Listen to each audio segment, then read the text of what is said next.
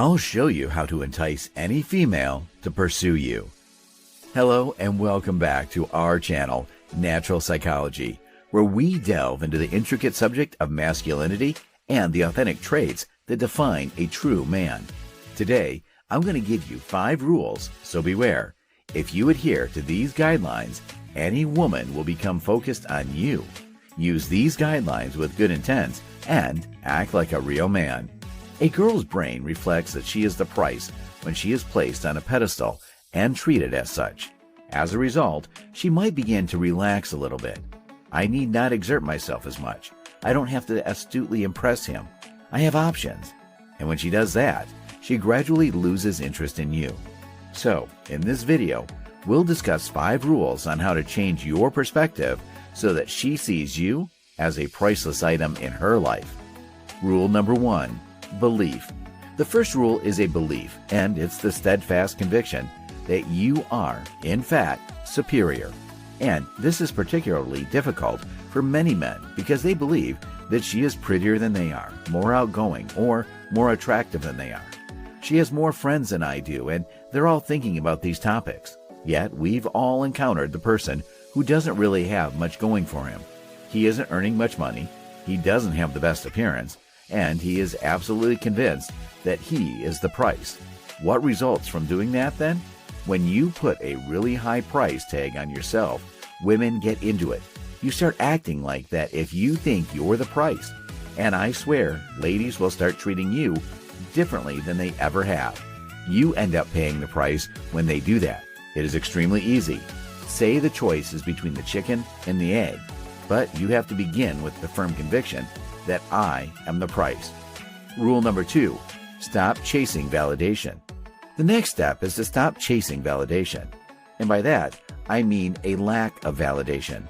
When a man and a woman interact, especially if you ask a lady out on a date or meet up with her, there is a validation vacuum where someone will be attempting to acquire approval and impress the other person. And it's a little strange, because it's just this thing where someone has to do it. If you stop attempting to impress her, she will try to fill that void with validation by attempting to wow you and seek validation from you. When we talk about not seeking approval, another thing to keep in mind is that it's always better to demonstrate than to explain.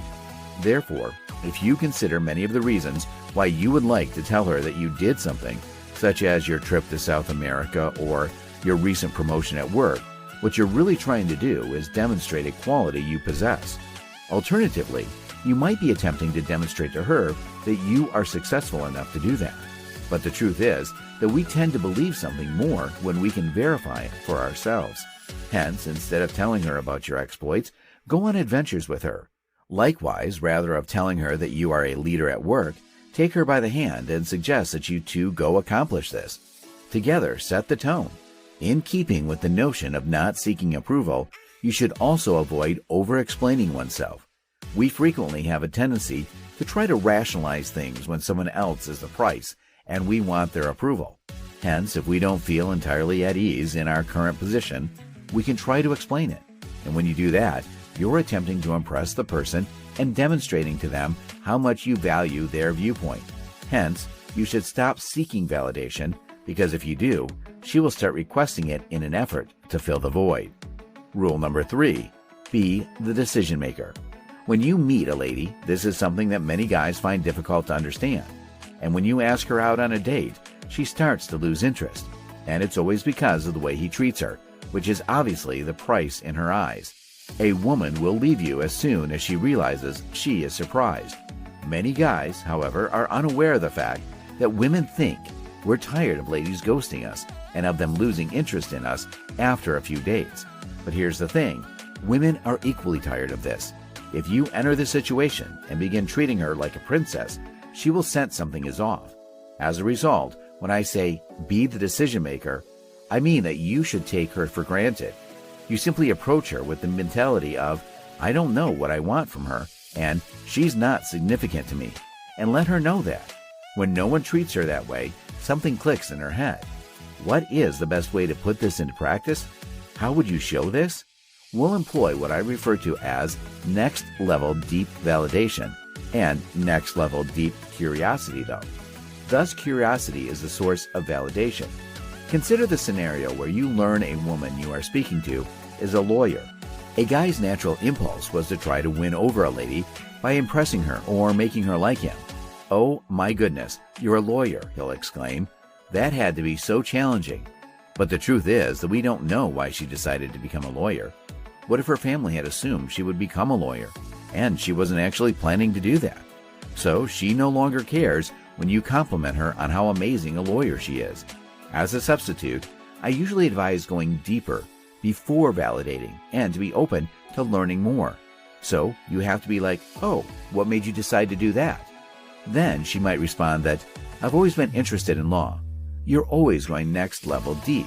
And if you do that, what happens is that she will be thinking, "Oh, he wants to know why I was pulled to law. All right, what is my reason?" And she's going to subtly make an effort to win your favor. You can then say, "Well, that's really fantastic," when she explains the ultimate reason she made her decision. And now it means something to her. Also, it presents you as someone who is not easily persuaded. Hence, before validating a woman, indulge your curiosity to the next level.